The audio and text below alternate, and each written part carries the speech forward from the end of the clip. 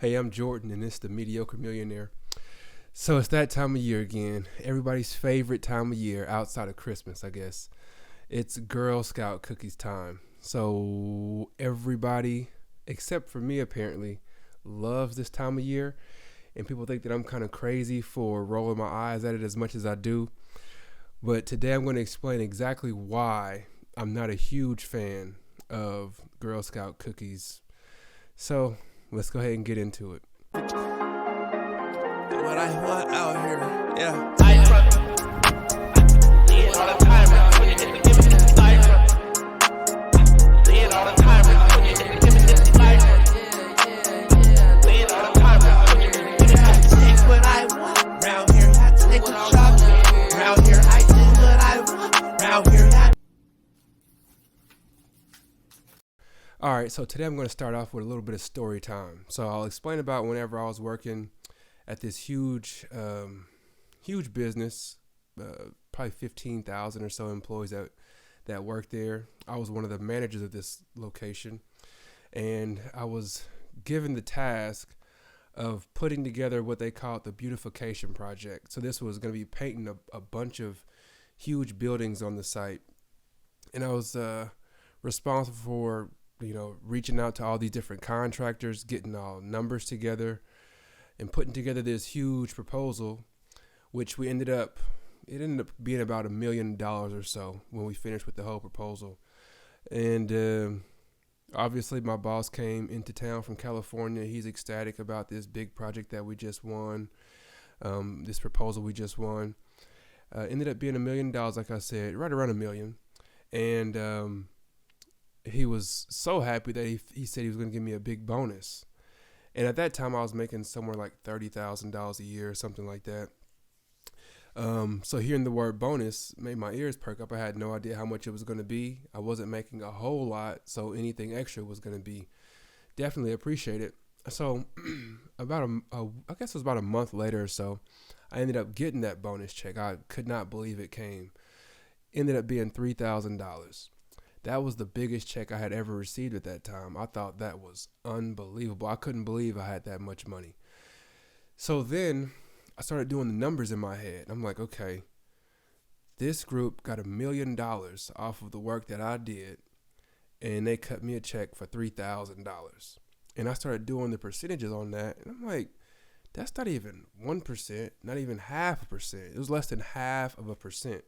So initially I was excited about the money that I was given, the pat on the back that I was given. And then once I started doing the numbers, I realized that I felt like I had been played a little bit. So that is part of what got me into the entrepreneurship journey. The world of entrepreneurship is important to me, and that's part of why the Girl Scout cookies thing bothers me as much as it does.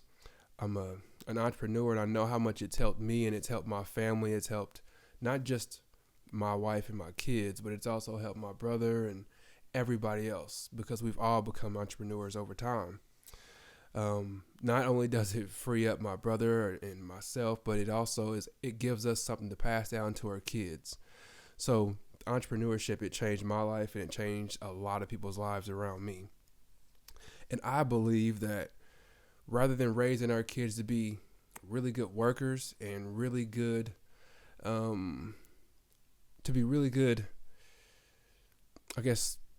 order takers, I believe that we should train them to be leaders, and we should train them to be entrepreneurs. We should instill that mindset into them while they're younger, not just telling them how to take orders, but telling them how to give orders, telling them how to be in control of things, and showing them ways of making money. I think that information needs to start far before I got that information. I was in my mid-20s whenever I started thinking about the entrepreneurship world. So now I'll bring all that back to our main discussion, which is the Girl Scout cookies project, I guess we'll call it. I see kids standing outside of stores selling these cookies. I see kids renting booths in the mall selling cookies. I see kids making videos online, just doing the most creative stuff to sell somebody else's product, which at one point in my life, I thought that made sense. I probably would have thought that made sense. But now I think that is just kind of crazy. And hopefully, by the time we're finished with this video, you'll understand what I mean when I say that. But if you're going all out to sell somebody else's product, just imagine what you would do and how much more effort and passion you would put into selling your own product. So, in my opinion, it's just my opinion, but I feel like the Girl Scouts organization is pimping our kids. I really do. When you look at how much the CEO is making, and you can look that up, on your own time. But when you see how much the CEO makes, and you see that 60 to 70% of all of Girl Scouts revenue comes from selling cookies, you'll start to understand that maybe our kids are being pimped a little bit.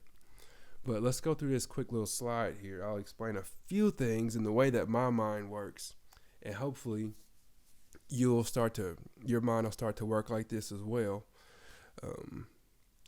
So I pulled this right from the Girl Scout Cookies website.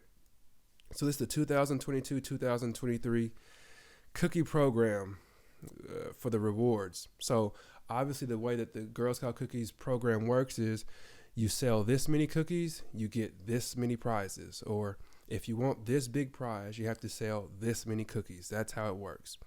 So this comes straight from their website. And I have circled with the red circle there, this t-shirt. You have to sell 400 packages of cookies to get this shirt. 400 packs of cookies. All right. So let's do the math on that real quick. 400 cookies, and each pack costs $5. So if you sell 400 times 5, that's $2,000 that they make. Okay. It's $2,000. So what do they give you for that $2,000? They give you a $10 t-shirt. So while you get $10, they get $1,990. Does that make any sense to you? So while your kids are out in front of Dillon's for hours, or in front of Walmart for hours, selling and doing all this work, there's a CEO somewhere sitting in their office making all kinds of money on top of whatever your kid just brought in. And what do they give your kid for that? $10 t-shirt. Okay, let's go to the next example here. This is whenever you start selling a crazy amount. This is when you start selling 1,600 packages of cookies. All right. One of the prizes that you get for this is a cotton candy machine and sugar set, apparently. Wow, right? So let's do the math on that real quick. Okay, so 1,600 packages of cookies at $5 a box, that gets you $8,000. And if you look up here, top right, this is the candy machine that Walmart is selling. It's $27.96. Okay, and I'm almost positive it would be really similar to that. So you get a $30 machine, and they walk away with $7,970. Does that seem like it makes sense to you? So this is what we're teaching our kids. We're teaching our kids that we can go out and sell somebody else's product. They can get almost every dollar of it, and whatever is left over, they'll leave it to us. I'm not cool with teaching my kids that kind of thing. So the kind of things that I teach my kids are young. They're 9 and 5 and got a 2-year-old, or almost 2-year-old. So the things that I do teach my kids and the things that I plan to teach my kids, these alternative type things. So if you look at Walmart, they sell cookies, 10 packs of cookies. The most they'll sell it for is $4.50, and then they sell it for about $3 under that. So the example that I have is you buy a mix of Betty Crocker for $2.50. It's right here, the price right there, $2.50. Okay, it makes 18 cookies. You you make those 18 cookies, and you put frosting and some sprinkles on it. Do something, add extra nutmeg, do something to make it your own, so you're not just ripping people off. So then you sell 2 packs of 9 each. So you have 18, you split that up, you get 9 over here, 9 over here. That's 2 packs of cookies. You sell this one for $4, you sell that one for $4. That's a profit of $5.50 per mix. Okay, so you sell 100 packs, you make over $500. You sell 1,600 packs, you make $8,800. You follow me? So you can sell 1,600 package for a $30 machine, which we looked at earlier, or you can sell 1,600 packs and make $8,800. So which one makes more sense to you? This is what I'm talking about when I say I'm not a huge fan of Girl Scout cookies. I feel like they pimp our kids. I feel like they're teaching them the wrong mindset. We should teach our kids to be owners. We should teach our kids how to package things, how to market it, how to sell it. It would take nothing. All you have to do is go to Canva and make a logo, buy this pack here, put it into a wrapper, and sell it to people. If you're able to do all of this fancy stuff and all these great ideas to sell Girl Scout cookies or sell something for somebody else, how much effort do you think you would put into selling something of your own, something that you actually own, something that you keep 100% of the profit on instead of taking back 0.01% of something? Just think of that. So hopefully this makes sense to you. I know that maybe my mind sounds a little crazy to some people, which is cool. I get that. But I'm hoping that this makes sense and we start to teach our kids this type of things, because the more entrepreneurs we have in this world, the better off we're going to be.